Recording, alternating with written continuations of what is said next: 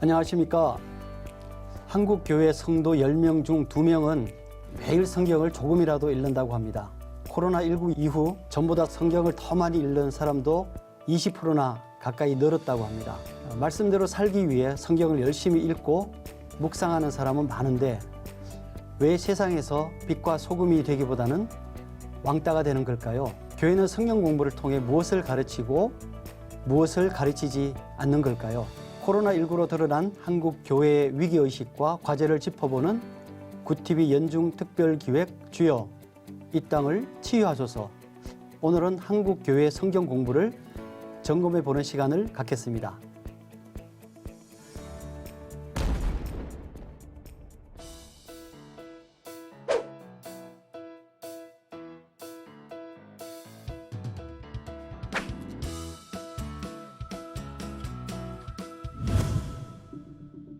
교회에서 배워하는 건 성경에 대한 지식이 아니라 성경다운 삶을 연습해 나가고 훈련하는 과정이거든요. 이단 전문가들은 신천지뿐만 아니라 다른 이단들도 지적인 호기심을 충족시켜주기 때문이라고 말했습니다.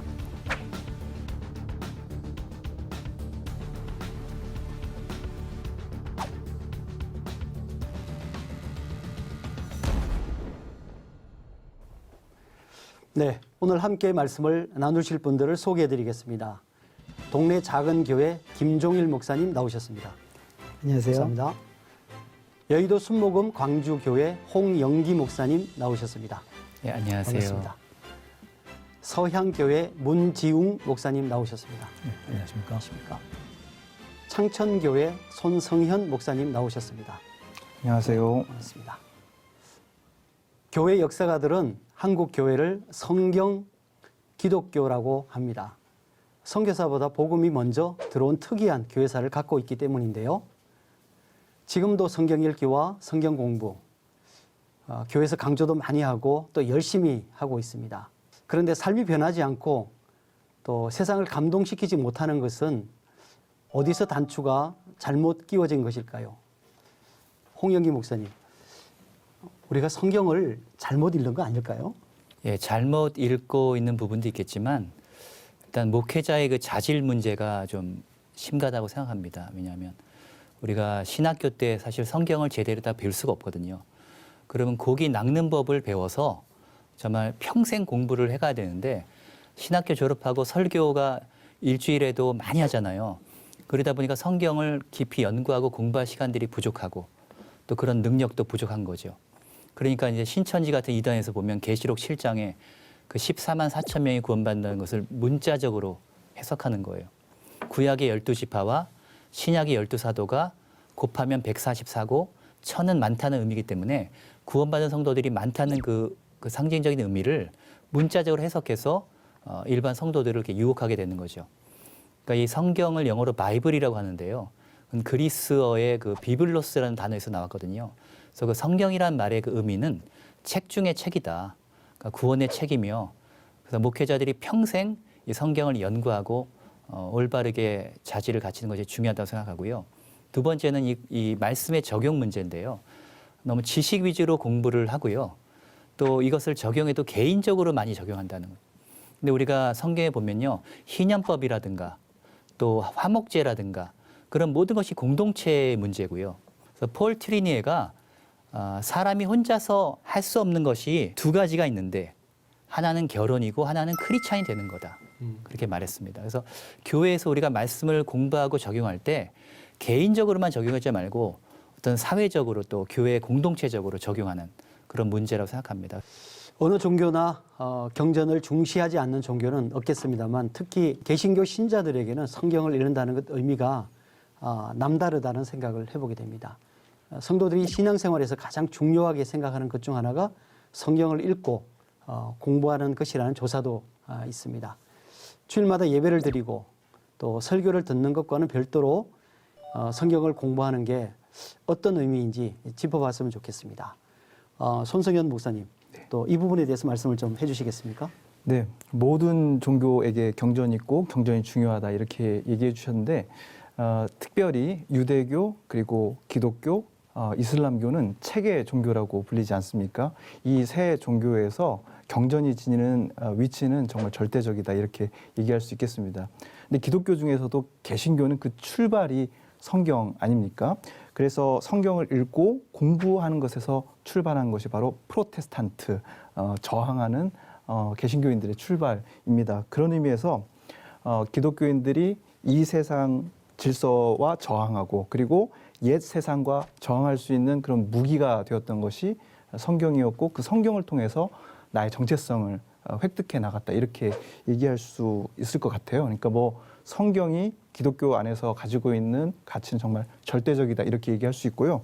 저 개인적으로도 청년 시절 작은 규모의 성경 공부를 통해서 정말 신앙이 어떤 것인지 느낄 수 있었고 신앙인으로 살아가는 기쁨을 느낄 수 있었습니다. 지금도 성경 공부하는 시간이 제일 즐겁다.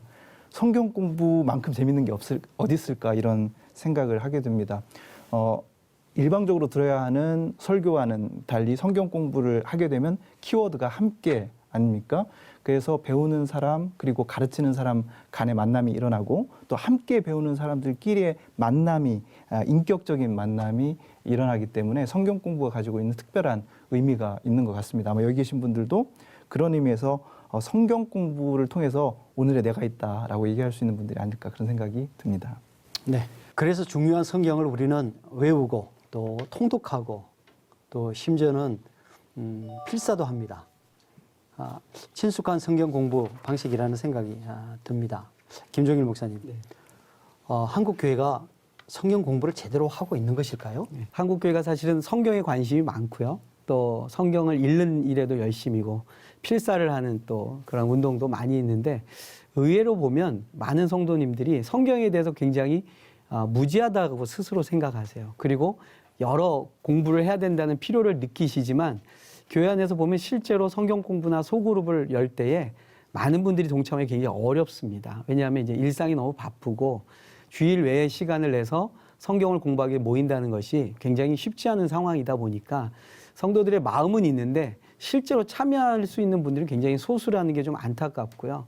또 하나는 이제 우리 아까 손 목사님도 말씀하셨지만 교회 안에서 이제 한 사람의 목회자 입에서 나오는 말씀을 모두가 듣는 것에 익숙하다 보니까 함께 모여서 서로 생각을 나누고 성경에 대한 느낀 점을 나누는 이 훈련이 상당히 좀 시간이 필요하고 오랜 기간이 축적돼야 나올 수 있는 훈련의 모습이기 때문에 그러한 것에서 보면 아직도 성경을 공부해야 될 이유와 또 많은 모임들이 있어야 된다고 저는 생각이 됩니다.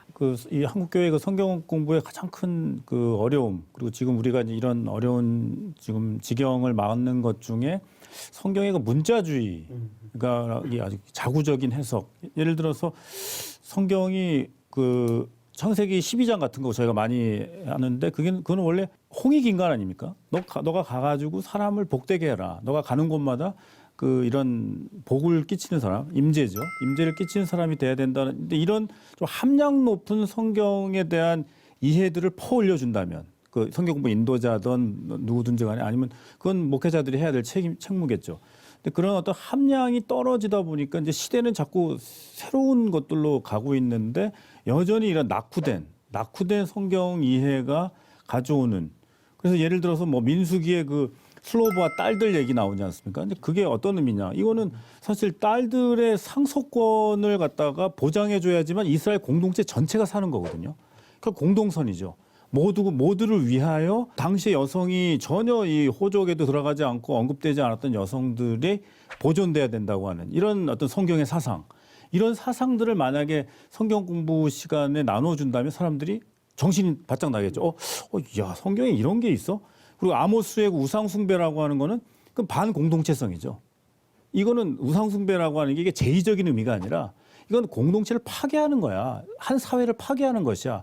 이렇게 만약에 읽혀준다면 훨씬 더 우리가 이 성경은 진짜 우리 시대에 상관성이 있는 전 그런 면에서 좀 성경 읽기의 그 함량, 문자주의를 극복하면서 오늘의 어떤 이 컨텍스트에서 성경을 볼 수 있는 어떤 이 힘을 키워줘야 되는 게 성경 공부의 앞으로의 또 성경 공부의 핵심이 아닌가 생각이 듭니다. 성경을 문자 그대로 이해하는 것에 대한 문제점을 지적해 주셨는데요. 성경을 자의적으로 해석하는 것도 상당히 위험하지 않겠습니까? 그래서 성경을 제대로 읽는다는 게 참 쉬운 일이 아닌 것 같습니다. 홍영기 목사님, 잘못된 성경의 읽기 혹은 해석, 어떤 그 사례들이 있을까요? 그러니까 여러 가지가 있는데요. 첫째는 편파적인 성경 해석이 문제라고 생각합니다. 그러니까 에스겔 2장 9절에 보면 말씀의 두루마리를 먹으라 그랬거든요.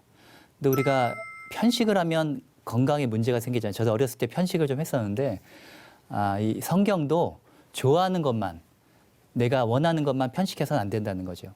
성경을 그 흐름과 전체 맥락을 성도들한테 가르치는 게 중요한데, 저 같은 경우에 이제 목회할 때 창세기면 한 페이지로 이렇게 요약해서, 그래서 모든 성경을 핵심을 다 요약해가지고 한 페이지씩 딱 공부하고, 이렇게 전체 흐름을 보는 그런 그 성경 공부와 해석이 필요하고요. 두 번째는 좀 자의적으로 해석하는 건 알레고리적인 해석 같은 거예요. 뭐 기드온이 그 사사기 7장에 보면 왼손에 횃불을 들고 항아리를 부셨다. 근데 이제 목회자들이 뭐 교만의 항아리를 부숴라, 탐심의 항아리를 부숴라 이러면서 너무 그 자의적으로 성경을 이렇게 적용하려고 하거든요. 그리고 또 마지막 세 번째는 문 목사님 말씀하신 것처럼 그 문자적인 해석, 그 갈라디아서 4장 26절에 보면 오직 위에 있는 예루살렘은 자유자니 곧 우리 어머니라. 이 구절을 가지고 하나님을 어머니라고 부르는 이단들이 생겨나고요. 또 신천지 같은 경우 보면 저희가 부모를 떠나 그의 아내와 합하여 둘이 한 몸을 이룰지라는 창세기 2장 24절의 말씀 가지고 아담에게도 부모가 있었다. 이런 식으로 그 문자적 해석하면서 무리를 일으키거든요. 그러니까 이런 어떤 편파적인 성경에서 알레고리적인 자의적인 성경 해석, 문자적인 성경 해석들을 우리가 좀 지향하고 성령의 좀 조명을 받아서 전체적인 맥락에서 해석하는 게 중요하다고 생각합니다. 오늘 이 시간은 한국 교회가 과연 성경 공부를 올바르게 하고 있는가를 한번 점검해 보고 있습니다. 자의적 성경 해석을 지나치게 경계하다 보니까 이 목회자들에게 상당히 이제 의존하게 되는 이 의존도가 높아지는 것 같습니다. 성경을 읽을 수는 있지만 스스로 해석하는 것이 부족하고 또 성도들에게 물어보면은 나는 성경 잘 몰라요. 이렇게 대답하는 것이 거의 대부분이거든요. 손석현 목사님, 이 문제에 대해서는 어떻게 생각하십니까? 그 문제점이 오늘날 우리가 이제 성경 공부가 더 재미있고 기쁜 자리가 되지 못하고 억지로 끌려 나와서 해야 되는 그런 그 의무가 되는 지점이다. 저는 그렇게 생각합니다. 파커 팔머가 가르칠 수 있는 용기라는 책에서 이런 얘기를 하거든요. 그 배움의 방식이 두 가지가 있는데, 하나는 어떤 주제에 대해서 전문가들이 아마추어들에게 일방적으로 전달하는 그런 방식이 있는데, 이런 배움의 방식을 통해서는 제대로 된 배움의 역동이 일어나지 않는다라는 거예요. 그런데 우리가 배워야 할 하나의 중심 주제를 놓고 다른 수많은 참가자들이 함께 거기에 집중하는 방식, 이걸 통해서 배움의 기쁨을 느끼고 역동을 느끼게 된다, 이렇게 얘기합니다. 설교 시간에는 그 설교자가, 그러니까 목사님이 얘기를 할 수 있습니다. 일방적으로 얘기를 할 수 있는 거죠. 근데 성경 공부할 때조차도 목회자들이 의미를 독점하고 있다. 해석할 수 있는 능력, 그리고 그 권위, 이것을 독점하고 있기 때문에 배우는 사람들이 자기 얘기를 할 수 없는 게 이 큰 병통이다. 그런데 어떤 우리가 함께 다루어야 할 말씀을 놓고 심지어는 목회자조차도 그냥 똑같은 그 위치에서 함께 이야기를 나누는 퍼실리테이터, 촉진해주는 그런 역할을 해야 된다는 거죠. 그래서 참여한 모든 사람들이 자기의 이야기를 할 수 있도록, 자기의 경험과 그리고 자기의 느낌과 이런 걸 가지고 성경의 이야기 속으로 몰입할 수 있도록 만들어주는 성경 공부가 필요하다. 그리고 실제로 그렇게 하면은요, 그 목사님도 뭔가 해방감을 느끼는 거죠. 뭔가 다 알려줘야 된다라는 그런 부담감이 아니라 이 이야기에 대해서 다른 성도들의 이야기도 들어보고 내 얘기도 할 수 있구나. 함께 어우러져서 우리의 삶의 이야기와 성경의 이야기가 합류하는구나. 두 이야기의 합류가 일어나는구나 하면서 마음속에 감동을 느낄 수 있습니다. 그래서 평신도들이 자기의 눈으로 성경을 읽으면서 미지의 세계로 진입할 수 있는 기쁨을 줄 수 있어야 된다. 그런 의미에서 의미의 독점 구조를 좀 깨트려야 된다. 형식적으로든 내용적으로든. 그래서 모든 걸 다 목사님이 알고 계시고 그 성경 공부 참석하는 사람들 그냥 배우기만 해야 된다. 이렇게 재미없는 성경 공부가 어디 있겠습니까? 이에 대해서 조금 덧붙이면은 그 결국 그 성령과 공동체가 최종적으로 이제 성경을 해석할 수 있는 그 힘이지 않습니까? 그리고 사실 저희가 성경과의 관계 속에서 조명교리를 해석하지 않은 것도 굉장히 큰 패단이라고 생각합니다. 그래서 성경을 읽을 때 성령께서 반드시 조명해 주시는 거죠. 그리고 그 조명은 공동체에서 컨펌을 해주는 거죠. 그래서 성령과 공동체가 건강할수록 이 공부는 이게 자의적으로 혹은 이단으로 갈 수 없는 그 아주 견고한 그 구조거든요. 성령과 공동체가. 그래서 한국교회가 조금 더 목회자의 어떤 독점적인 해석으로부터 자유로워지려면 목회자 자신도 성령과 공동체면은 된다라고 하는 이런 좀 확신을 가지고 이걸 좀 열어주면 훨씬 더 그 소그룹의 역동, 그 성경 해석하는 그 해석학적 공동체의 역동 속에서 훨씬 더 한국교회는 이제 진짜 성경 읽는 게 무엇인지 또 우리의 이 컨텍스트, 한국이라고 하는 이 컨텍스트에서 성경을 어떻게 읽어낼 것인가에 대한 고민들이 더 깊어지지 않을까라고 생각이 듭니다. 네, 지금 말씀하신 그 부분을 저는 그 말씀과 성령의 그 밸런스라고 생각하는데요. 기록된 말씀과 예수님이 로고스라면 성령께서 말씀의 검을 사용하시는 것은 레마거든요. 그러면 성령의 레마가 성경 공부 가운데 있으면 목회자가 의미를 독점하지 않고 모든 성도들이 성령의 인도하심을 따라 깨닫는 은혜가 있다는 거죠. 근데 가룟 유다가 하나님의 아들로부터 설교를 듣고 가르침을 받았음에도 불구하고 변화가 안 됐거든요. 그 당시 성령의 역사가 없었던 거죠. 근데 또 반대로 이 성령의 역사는 말씀의 검을 사용한다는 거예요. 에베소에 가서 사도 바울이 너희가 믿을 때 성령을 받았느냐 하놓고 성령이 내려오잖아요. 그래서 한 일이 뭐냐면 두란노 서원을 세워가지고 오전 11시부터 오후 4시까지 하루에 5시간씩 2년에서 3년 가까이 말씀을 가르쳤다는 거죠. 그래서 이 성령의 역사가 또 열매를 맺으려면 이 말씀 공부가 같이 가는 것이 중요하다. 그러면 말씀과 성령의 역사의 지향점이 뭐냐 우리 이걸 생각해야 될 것 같아요. 그럼 예수님이 승천하시기 전에 한 일이 부활의 확실성, 그다음에 구약 성경을 가르치고 성령에 대해 가르쳤단 말이에요. 이 모든 것은 다 복음의 증인을 위해서 준비시키는 거거든요. 그러면 우리가 말씀을 배우고 성령을 체험해서 이 사회에서 공동체에서 우리가 어떻게 하나님 나라의 일을 하느냐 이 부분에 대한 적용이 중요할 것 같아요. 1차 종교개혁이 성도들의 손에 성경을 쥐어준 거라면 새로운 종교개혁은 성도들의 발로 사역할 수 있도록 만들어주는 거죠.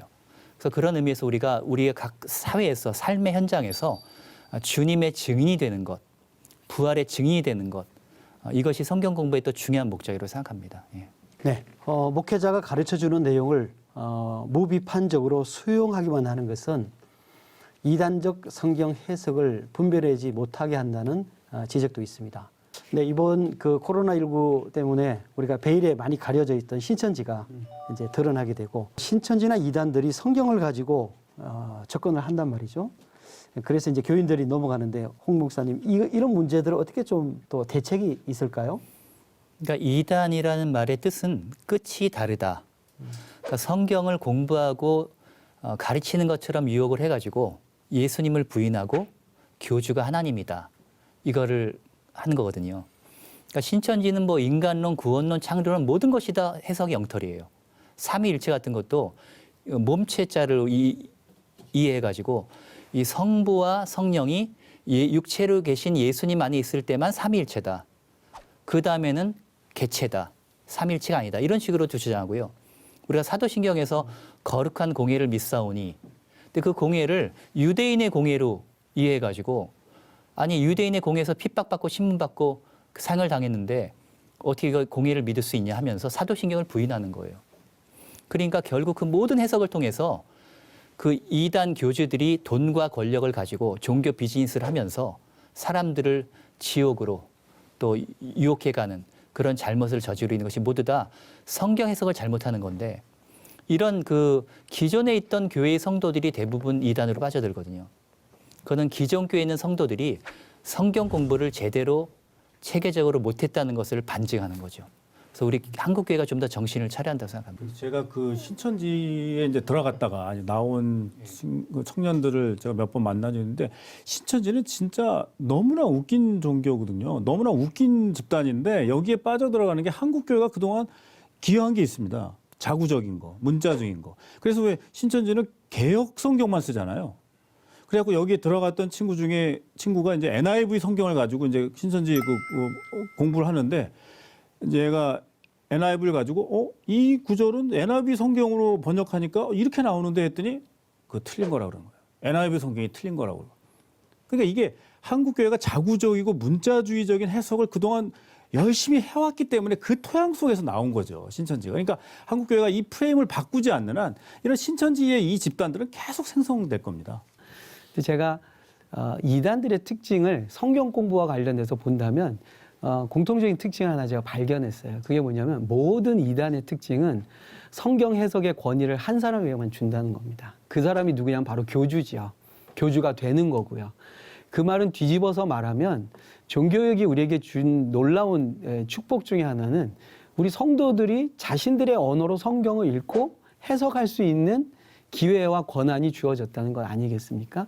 근데 이제 우리 한국교회가 문 목사님 말씀하신 것처럼 우리 자체가 가지고 있던 이단에게 허용될 수 있는, 이단이 사용할 수 있는 구조를 만들어 놓은 게 목회자가 독점하는 듯한 성경의 해석, 그리고 성경 해석의 권위를 한 사람에게 주는 것이 극단으로 가게 되면 결국 이단이 나오는 형태가 되는 것 같아요. 네. 질문을 허락하지 않고 믿음으로 아멘 하기만을 요구하는 교회 문화가 성경 공부에도 영향을 미치지 않겠습니까? 물론 우리가 강단에서 선포되는 말씀에 믿음으로 아멘하는 것은 문제가 있는 것은 아니죠. 그러나 우리가 이제 성경을 함께 공부하고 연구한다라고 할 때는 사실은 종교개혁 그 시대의 일반 사회에서 일어난 인문학의 발전이라든지 사유하고 사고하고 이성을 사용하는 것에 대한 그 열린 분위기가 교회 안에서도 그대로 수용이 되면서 자신들의 언어로 성경을 읽고 해석할 수 있는 기회들이 열린 것이거든요. 저는 그런 면에서 보면 한국 교회가 예배 때에 가지고 있던 그 자세를 무조건 부인하는 것이 아니라 성경을 같이 공부하고 연구하는 것은 보다 우리 성도들의 생각들을 나누고 공유하는 가운데 정말 앞에 목사님들이 말씀하신 것처럼 공동체 안에서 성령께서 우리 각자에게 주시는 생각들과 나눔들이 공유되면서 얻게 되는 놀라운 비밀과 진리를 깨닫는 기쁨이 저는 있으리라고 생각이 됩니다. 우리가 이제 성경 공부 얘기를 하고 있습니다만 이런 질문을 좀 할 수 있을 것 같습니다. 성경 공부는 꼭 성경만 갖고 해야 되냐? 그 성경을 어떤 다른 학문과 연계한다든지 사회 이슈를 가지고 성경을 또 한다든지 뭐 이런 여러 방식들이 있을 수도 있을 것 같고 좀 폭을 좀 확장하는 것도 가능할 것 같다는 생각은 듭니다만 올바른 목회와 성경 공부의 그 기초는 신학이라고 생각합니다. 그런데 신학의 친구가 옛날에는 철학이었어요. 그 다음에 역사학이었거든요. 그러니까 신학을 공부할 때 대부분 역사학적으로 철학적으로 많이 접근했는데 이제 근래 들어와서는 사회학, 또 심리학, 경영학 이런 모든 것들을 응용하기 시작해서 쉽게 말하면 요새 학문도 인터디시플리너리 메서드라고요. 다자 간의 학문의 교류를 통해서 융합을 하거든요. 그러니까 그렇다면 우리가 이 성경에 나온 심리학, 성경에 나온 커뮤니케이션, 성경에 나온 경영의 원리 이런 모든 것들은 세상 학문과 신학이 교류할 수 있다는 걸 보여줘요. 이게 왜 중요한가 하면 우리가 신학 공부한 사람만 주의 종이 아니라 우리가 학교에서 경영학을 공부하든 심리학을 공부하든 세상 학문을 공부하다 할지라도 그곳에서 성경의 원리를 발견하고 하나님의 뜻을 사명을 발견하는 거예요. 그럼 그 친구들이 세상에 나가서 하나님 나라의 일꾼이 되는 거죠. 그렇게 본다면 우리가 성경을 우리가 신학적 툴을 쓰지만 사실은 자기 하나님이 주시는 은혜 가운데 삶의 모든 학문과 자신의 그 보케이션, 소명과 직업을 통해서도 성경을 적용할 수 있는 법을 배우게 된다는 거예요. 그래서 저는 이 성경 공부도 좀 다른 학문이나 사회 다른 사람들의 그 직업이나 모든 것을 적용할 수 있는 안목과 통찰력이 필요한데 그렇게 하려면 목회자들이 더 공부를 많이 해야 된다고 생각합니다. 그 성경을 연구하는 사람들이 이제 목회자든지 아니면 좀 신학 공부를 한 사람들의 어떤 책임이 좋은 질문을 던져줘야 된다고 생각합니다. 결국 질문은 들어가는 입구잖아요. 예를 들어서 고린도전서를 만약에 공부하다가 야 우리가 이 고린도전서는 자유의 그 사용법에 대해서 얘기한 게 아닙니까? 이 자유 사용법을 우리 한번 고린도전서를 통해서 한번 우리 논의해 봅시다. 이렇게 하면 고린도전서가 이게 자유를 어떻게 사용하는지를 설명하는 거네. 그럼 오늘날 우리 시대에 아주 극단적 자유라든지 아주 신자유주의 문제라든지 개인의 자유가 너무나 이렇게 허용돼 가지고 공동체적 자유가 훼손된다든지 이런 문제를 이제 고민하게 되는. 그래서 좋은 질문이 전 중요한 것 같고 그 시적이고 현실 상관적인 게 무엇이냐 그러면서 어떻게 하면 창의적이면서 그러나 그게 성경적일 수 있는가. 뭐 개인과 사회가 뛸 수 없는 관계다. 근데 여지껏 한국교회는 굉장히 사적 경건, 개인주의적 세계관에 매몰돼 가지고 사적 경건으로만 성경을 읽었단 말이죠. 내가 복받아야지, 내가 또 회개해야 되고. 그러나 우리는 사회 속에서의 어떤 그 연루되지 않고서 연루된 존재로서 어떻게 우리가 개인과 사회를 통과하는 어떤 여기에 이렇게 참여하는 존재로서 성경을 읽어낼 것인가에 대한 그런 코칭, 그런 어떤 촉진자로서의 역할을 좀 해준다면 이 코로나로 인해서 뭔가 새로운 뉴노멀을 좀 요청받고 있는 한국교회의 성경 읽기 운동이 새로운 어떤 자리로 전진해야 되지 않을까 이런 생각이 듭니다. 제가 볼 때는 이제 오늘 현대 사회가 다양한 요구와 다양한 이슈들이 나오고 있습니다. 우리가 성도님들의 실제 삶의 정황을 보더라도요. 예전 시대에 비하면 직업군이 너무나 다양해졌고요. 너무나 다양한 이슈들이 계속해서 나타나고 있는 지금 현대 사회고요. 또 이제 통신이나 미디어 발달로 인해서 지금은 지구촌 구석구석의 문제가 실시간으로 다 이제 우리들의 관심 속에 들어오고 있거든요. 결국에 저는 이 모든 이슈들에 대한 또는 아주 국가나 아니면 어떤 공동체적으로 중요한 사회적 이슈가 나올 때에 교회가 침묵할 수는 결코 없다고 봅니다. 그 훈련들을 어떻게 하느냐 할 때 제가 볼 때는 성도님들이 함께 모여서 성경을 공부하면서 그 이슈에 대한 내용들을 같이 탐구해보고 성경의 가르침을 한번 적용해보는 이 과정들이 사실은 성도님들이 세상에 나가서 말할 수 있고 성경적인 대답을 또는 대안을 제시해 줄 수 있는 좋은 훈련의 장으로서 성경 공부는 굉장히 유의미하다라고 저는 생각을 합니다. 우리가 이제 성경 공부에 관한 얘기를 하고 있는데요.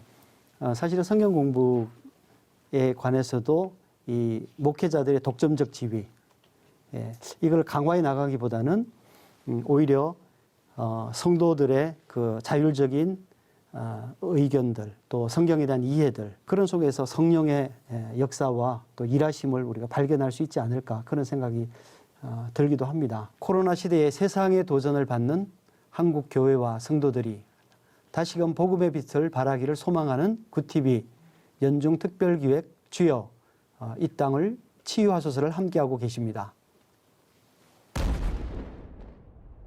어렵습니다.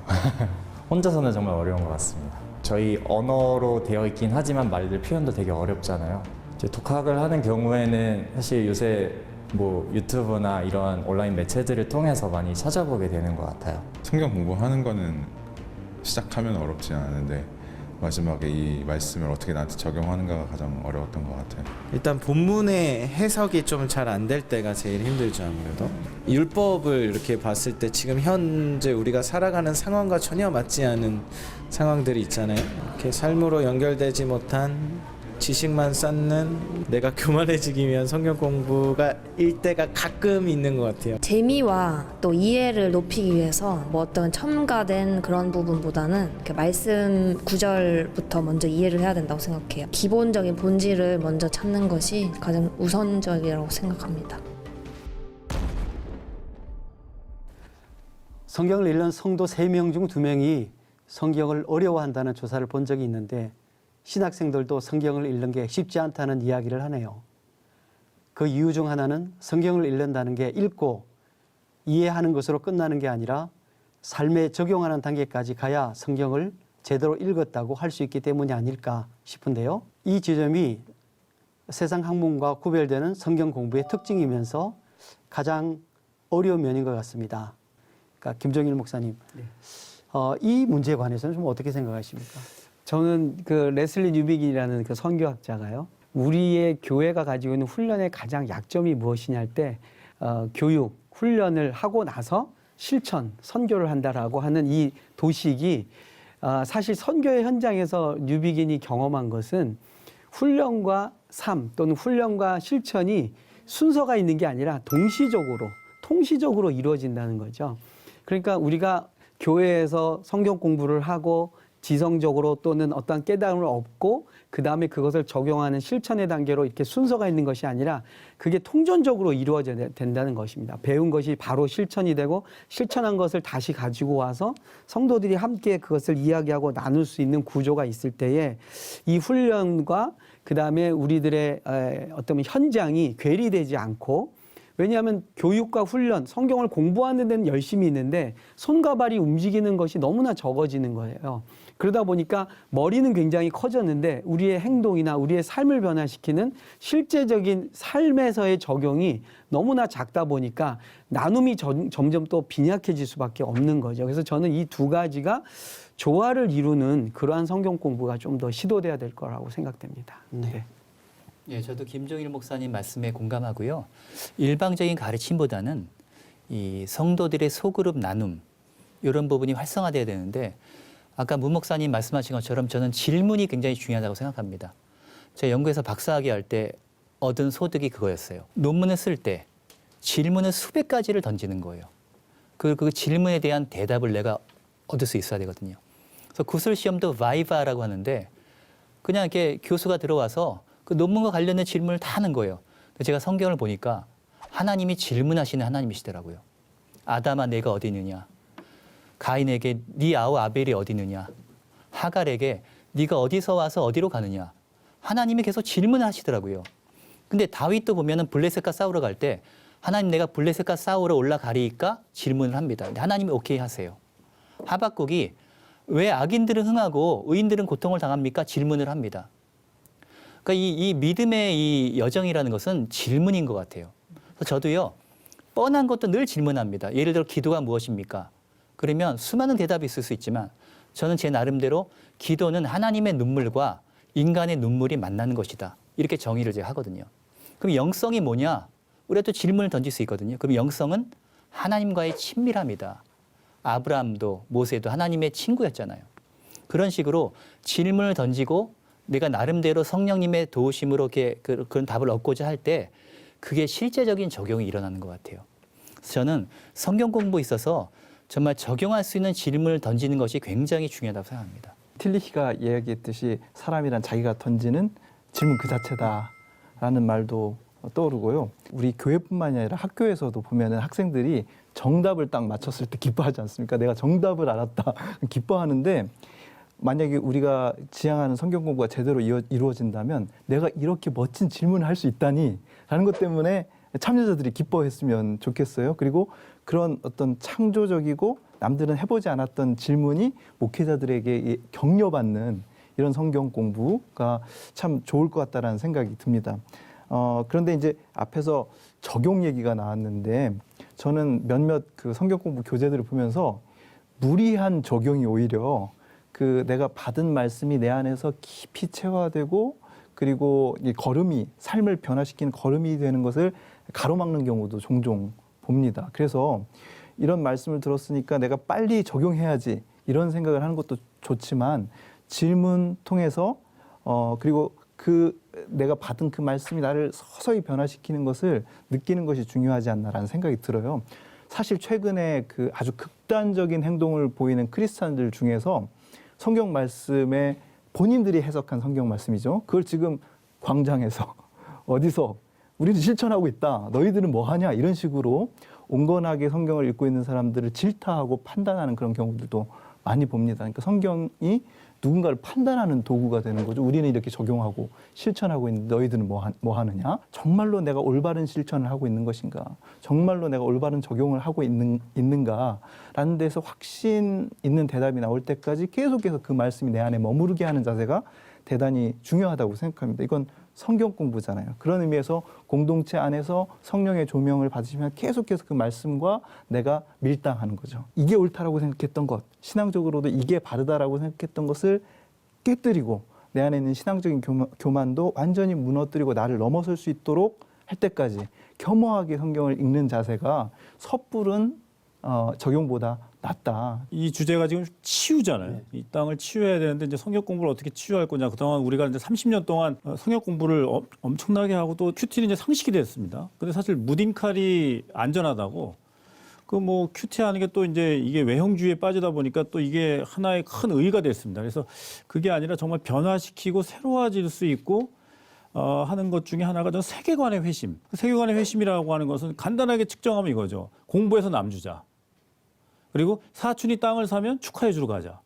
저희가 이러다 세계관의 회심이 필요한 건데 세계관의 회심이 필요하려면은 저는 이미지하고 컨셉이 바뀌어야 되는 거거든요. 그래서 우리가 이제 남성주의적인 어떤 그런 세계관, 그리고 어떤 그 명함 사회, 그 너 외국인이 아니야 이런 차별과 배제와 어떤 혐오에 대해서도 우리가 그런 세계관이 회심되지 않은 상태에서 성경을 백날 봐봤자 안 보이는 것 같아요. 저는 성경이 그런 눈으로 봐봤자. 자식에게 교회를 세습해야 되겠다 이런 생각을 갖고 있는 눈으로 성경을 보면 이게 보이겠습니까? 성경은 하나님이 뭘 원하시는 세상, 하나님이 원하시는 세상을 향한 이 꿈과 이야기가 나온 책인데 그 경전을 어떻게 읽어낼 수 있겠습니까? 그래서 저는 이 변화와 세계관의 회심이 진정한 어떤 실천까지, 진짜 몸뚱아리가 이제 변화되는 것까지 이르려면 정말 깊은 곳에서의 어떤 세계관의 회심까지 진입해 들어가는 그러한 성경 읽기가 있어야 되지 않을까 이런 생각이 듭니다. 네, 성경 공부를 뭐 바로 처음 하는데 잘할 수는 없지 않겠습니까? 사실 이것도 좀 훈련이 필요하리라고 생각되고 또 좋은 올바른 가이드가 있어야 된다고 생각하는데 이 훈련이나 이런 가이드를 어떻게 할 수 있을까요? 저는 그 목회자가 성경을 더 많이 사랑해야 된다고 생각합니다. 그 랍비 다니엘이라는 그 유대인 목사님을 만나는데 그분이 하는 말이 히브리 전통에는 의인이라는 말의 의미가 있다는 거예요. 야고보서 5장 16절에 의인의 간구는 역사한 힘이 많다 할 때 의인은 뭐냐 하면 성경을 사랑하고 성경을 공부하는 사람이 의인이라는 거예요. 히브리 전통에. 그래서 그 말의 의미는 성경을 사랑하고 공부하는 사람의 그 기도는 강력하다. 말씀과 기도가 같이 가는 거죠. 어떤 여인이 소설을 싫어했는데요. 맞선을 봤는데 그 남자하고 이렇게 호감이 생기고 사랑에 빠졌어요. 그 남자가 소설가였어요. 그날 밤에 가서 그 사람이 준 그 소설을 쓴 소설을 밤새도록 읽었대요. 우리가 성경 공부가 어떤 그 지식이 아니라 주님과의 사랑에 빠지고 정말 그 성경에 대한 사랑에 빠지면 성도들도 기쁨으로 배우려고 하고 목사님들도 성경과 사랑에 빠지면 성도들이 알거든요. 우리 목사님이 성경을 사랑하는지 안 사랑하는지. 그래서 그런 사랑이 회복되고 영적인 배고픔이 회복되고 우리가 등산하고 나면 산에서 라면도 마시잖아요. 언제 음식이 제일 맛있냐? 배고플 때 맛있거든요. 마찬가지로 우리가 영적으로 정말 배고프면 하나님 말씀이 맛있어요. 저는 목회자들이 정말 최고의 요리를 만들기 위해서 정말 그만큼 준비해야 되고 또 영적인 배고픔을 이 성도들에게 또 심어주는 것이 중요하다고 생각합니다. 저는 뭐 어떤 다른 훈련보다도 성경 말씀 가운데 놓고 모두가 같이 둘러앉아서 이야기를 나누는 게 굉장히 좋은 방법이다라는 생각이 듭니다. 아니, 유튜브 찾아보면은요 최고의 지성인들, 그 지식인들이 정말 양질의 그 강의를 해주시고 있어요. 뭐 설교 또 성경에 관한 내용도 마찬가지입니다. 학교랑 비교해 보면요, 학교에서도 국영수 과목 최고의 인기 스타 강사들이 유튜브로 강의를 올려놔요. 그럼 선생님들은 뭐 해야 될까요? 그리고 시골에 있는 학교들은 뭘 할 수 있을까요? 저는 한마디로 인격적인 만남이다라는 생각이 들어요. 최고의 스타 강사도 해줄 수 없는 거, 가장 최고의 설교자도 해줄 수 없는 것을 목회자가 교회에서 혹은 교회학교 선생님들이 학생들과 함께 할 수 있습니다. 인격적인 만남이 있는 성경 공부죠. 서로 아우러지면서 성경 공부를 할 수 있는 그런 장을 마련해 줄 수 있는 거는 저는 교회가 할 수 있는 대단히 중요한 역할이다. 그런 생각이 듭니다. 이 다리를 놔주는 거죠. 그래서 전혀 다른 생각을 가지고 있는 사람들도 이 성경 말씀을 통해서 그 자기 이야기를 할 수 있도록 해주고 평생 같이 이야기해 볼 기회가 없는 사람과 이 성경 말씀을 가지고 이야기해 줄 수 있는 기회를 제공하는 겁니다. 그 교회라는 말 할 때 이 교자를 가르칠 교자를 쓰잖아요. 그래서 교회가 약간 뭔가 성경에 대해서도 내가 가르쳐야 된다 이런 게 굉장히 많습니다. 저는 아주 야심차게 그 앞에 있는 교자를 다리 교자로 바꾸면 어떨까? 이어주자. 노년 세대와 젊은 세대를 이어주고 그리고 정치적인 현안에 대해서 서로 다른 생각을 가지고 있는 사람들을 이어주고 그래서 사람과 사람들이 서로 이어진 상태에서 성경을 통해서 이어졌기 때문에 그 안에서 기쁨과 어떤 희망을 느낄 수 있도록 해주는 자리들을 계속해서 만들어내야 된다. 저는 그렇게 생각합니다. 네.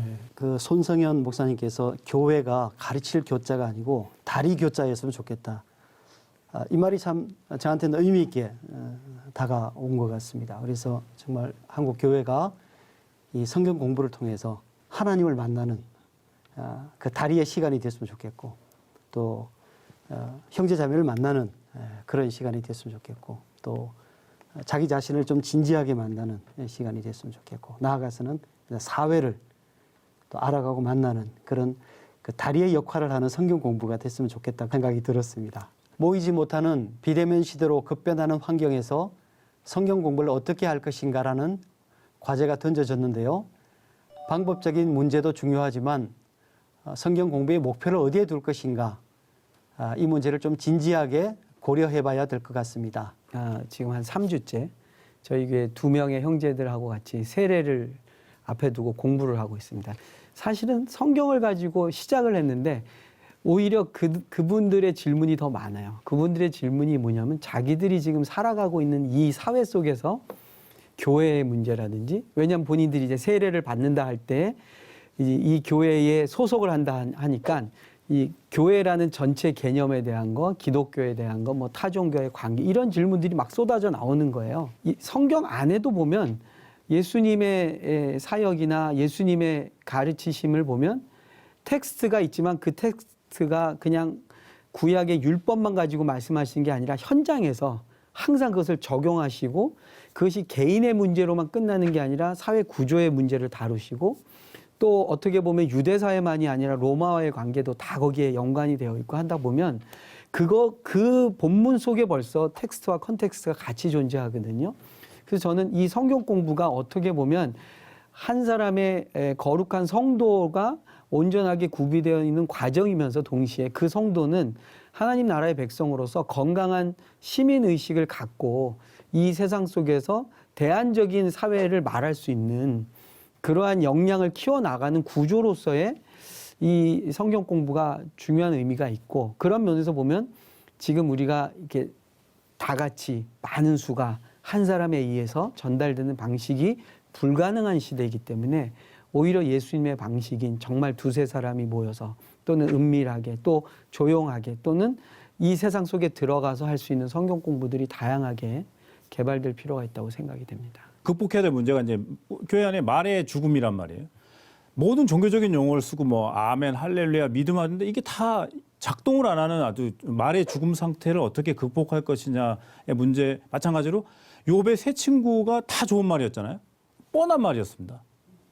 다 좋은 말인데 틀린 말이 하나도 없습니다. 근데 이게 뻔한 말이고 시의적이지 못하고 적실하지 못하고 너무 답답한 말이죠. 이제 한국 교회가 만약에 성경 공부를 이런 식으로 한다면 이제 줌 시대가 되고 언택트가 되면 더 힘들겠죠. 그러니까 아주 엣지 있는 어떤 질문과 자극할 수 있는 어떤 그런 것에 함량 높은 어떤 그 목회자들 키워내야 되는 게 일단 저는 너무나 중요한데, 신학교가 다 목회자를 배출해야 되는데 주석질 하는 겁니다. 주석질은 뭐냐면 that meaning, 그때 의미만 드립하는 거예요. 그게 오늘 어쨌다는 건데, 그게 오늘 우리 시대는 어떻게 읽어야 되는 건데, 왜 로마서 13장에서 이게 시민적 제자도야 이렇게 만약에 해석해 준다면 로마서 13장이 시민적 제자도를 말하고 있습니까? 이러면 이제 성도들이 자극을 하는 거거든요. 근데 이런 어떤 좀 창의적이면서 좀 성경적인 이런 질문을 던지면서 좀 삶의 그 자리와 그 시대의 문제 앞에 좀 씨름할 수 있는 이런 쪽으로 성도들을 이렇게 이끌어가는 그런 이런 엣지 있는 질문을 가진 그런 질문으로 줌에서 만약에 던져준다면 굉장히 성도들은 자기 삶의 자리에서 고민하게 되지 않을까 이렇게 생각합니다. 네, 지금까지 한국교회가 열심히 하는 성경 공부를 제대로 돌아보고 삶을 바꾸는 성경 공부의 방향과 방법을 모색해 봤는데요. 끝으로 오늘 주제와 관련해서 덧붙이고 싶은 말씀이 있으면 좀 짧게 좀 부탁드리겠습니다. 놀라운 그 비밀과 능력은 교회가 성경을 함께 읽고 해석하고 연구하는 과정을 통해서 하나님 나라의 풍성함이 시대마다 나타난다는 것이죠. 저는 그런 면에서 오히려 이전보다 더 제대로 된 그리고 더 깊이 있고 폭넓은 성경 공부를 우리가 해야 된다고 생각이 되고요. 그리고 그것이 한 사람의 해석에 의존하는 형태가 아니라 성도님들이 자신의 삶에서 적용된 것들, 자기들이 해석한 것들을 기꺼이 나눌 수 있을 때에 우리가 이전에 봤던 또 제한적으로 해석했던 내용들보다, 그리고 그것이 뭐 개인의 경건 생활이나 아니면 교회에서 필요한 지식이 아니라 세상 속에 나가서 세상의 여러 가지 사상이나 여러 가지 교류나 또는 세상에서 말하는 것들에 적극적으로 이야기할 수 있고 또 대안이 되고 대조사회를 보여줄 수 있는 좋은 훌륭한 관점과 무기를 장착할 수 있는 과정이라고 생각돼서 더 열심히 우리가 성경을 공부해야 되겠다고 그런 생각을 갖게 됩니다. 한국 교회가 이런 성경의 이 휘발성 있는 언어들을 하나님이 원하시는 세상으로 이 성도들을 참여시키고 자기의 전문적인 영역에서 그럼 어떻게 우리가 하나님과 함께 이 세상을 새롭게 할 것인가,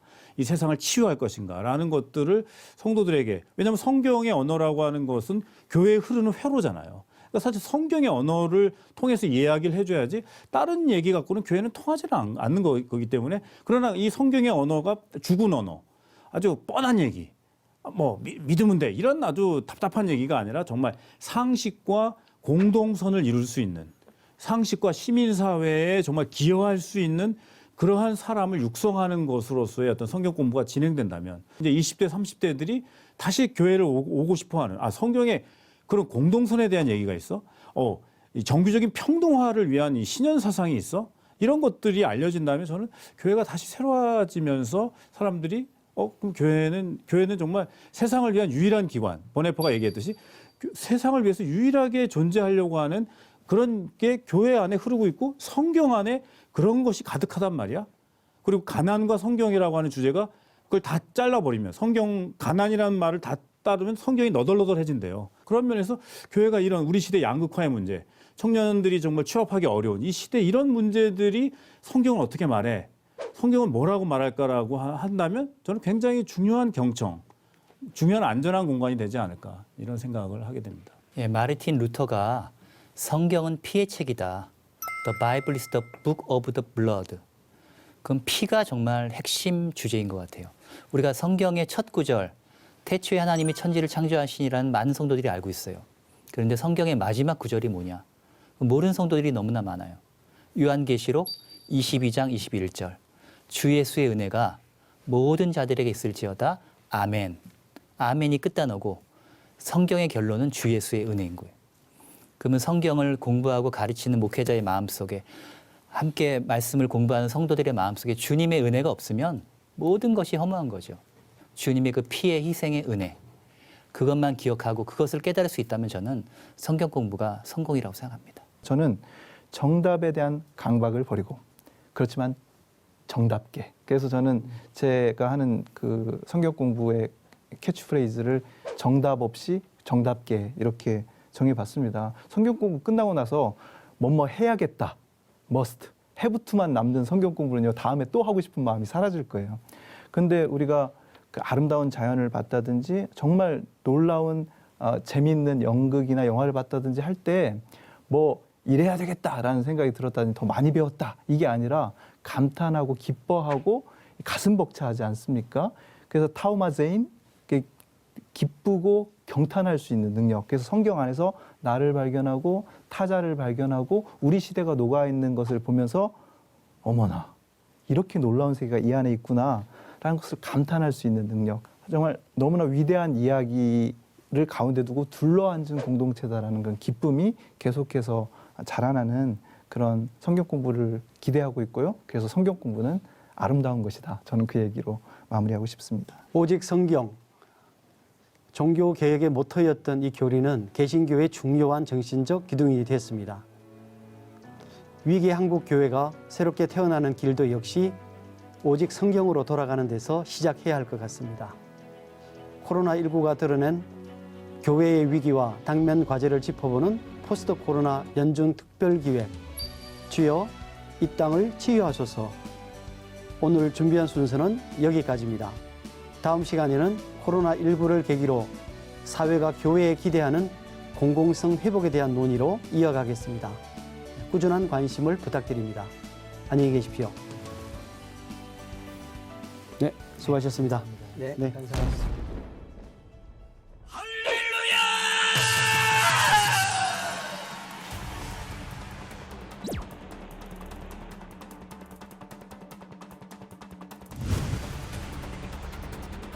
사회보다 퇴보된 집단이 되고 말았어요. 과거에 잘 먹히던 방법을 계속 고수하는 거예요. 나만은 하나님 앞에 특별한 존재였으면 좋겠다라는 어떤 특권 의식. 한국교회 공공성을 회복하지 않으면 망한다.